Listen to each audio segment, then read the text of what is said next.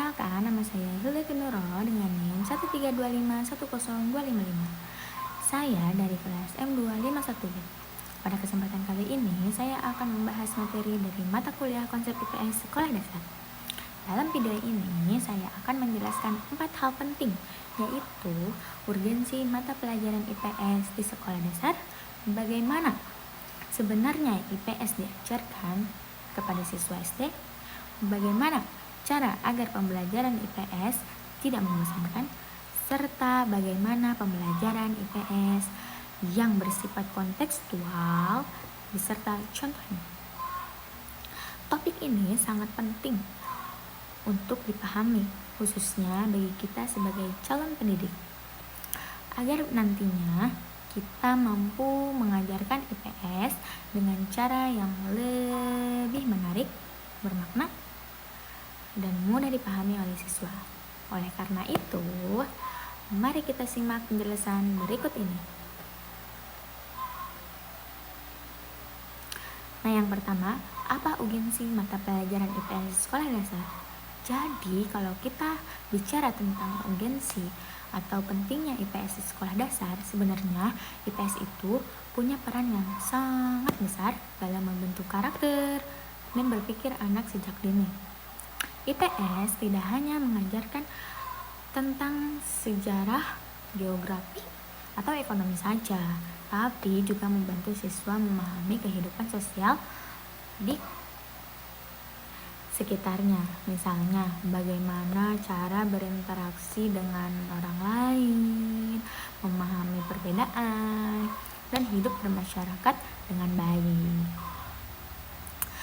Selain itu, IPS juga penting untuk menanamkan nilai-nilai seperti toleransi, gotong royong, dan tanggung jawab sebagai warga negara.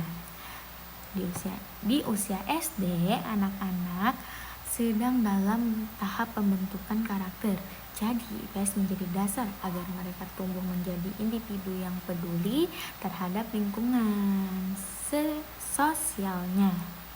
Contohnya, sederhananya ketika anak belajar tentang keragaman budaya Indonesia, mereka jadi lebih menghargai perbedaan suku, agama, dan adat.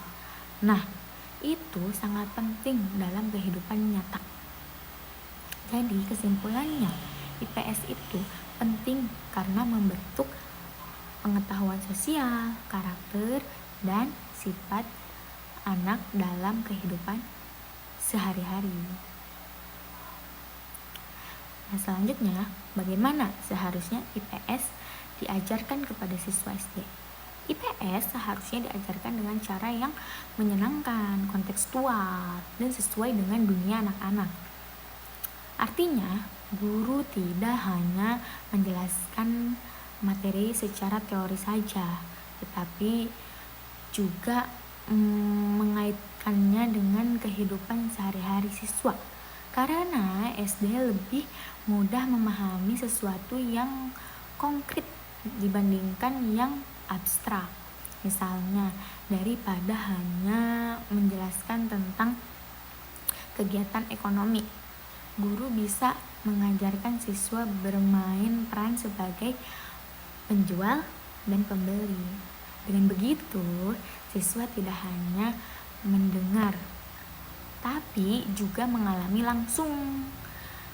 Selain itu, metode pembelajaran juga harus bervariasi, seperti diskusi kelompok, permainan edukatif, storytelling atau bercerita.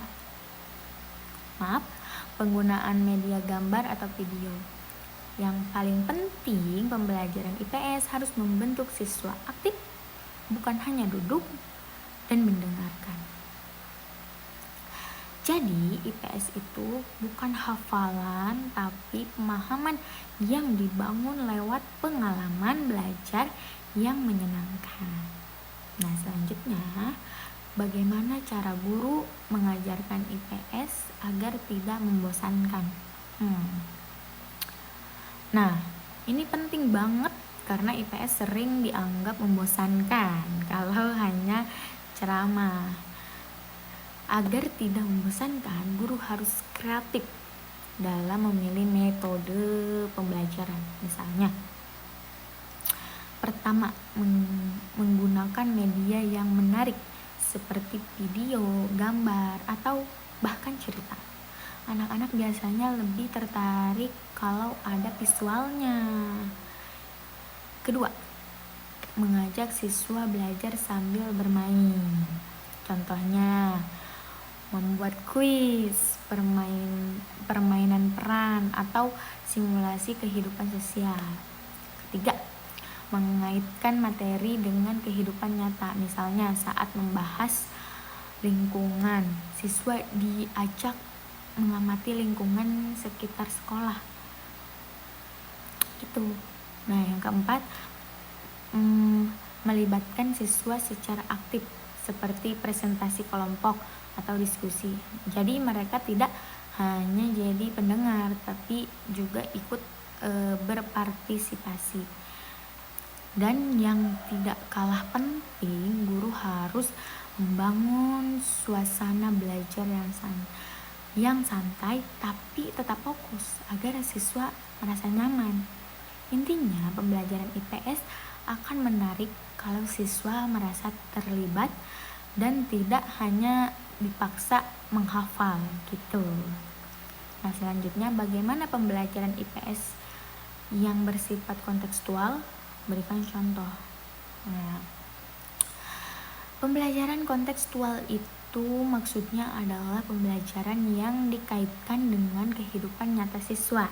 Jadi materi yang diajarkan tidak berdiri sendiri, tapi dihubungkan dengan pengalaman sehari-hari, sehingga siswa lebih mudah memahami dan mengingatnya. Contohnya seperti misalnya saat belajar tentang kegiatan ekonomi, guru tidak hanya menjelaskan teori, produksi, distribusi, dan konsumsi, tapi guru bisa mengajarkan siswa mengamati warung di sekitar rumah atau sekolah. Itu siswa bisa melihat langsung siapa yang menjual, dalam kurung penjual, siapa yang pembeli barang yang dijual.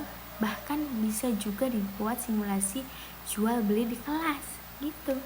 Contoh lainnya, saat belajar tentang lingkungan, siswa diajak membersihkan kelas atau mengamati kondisi lingkungan sekitar. Dari situ mereka belajar langsung tentang pentingnya menjaga kebersihan. Dengan cara ini, siswa tidak hanya tahu tapi juga mengalami.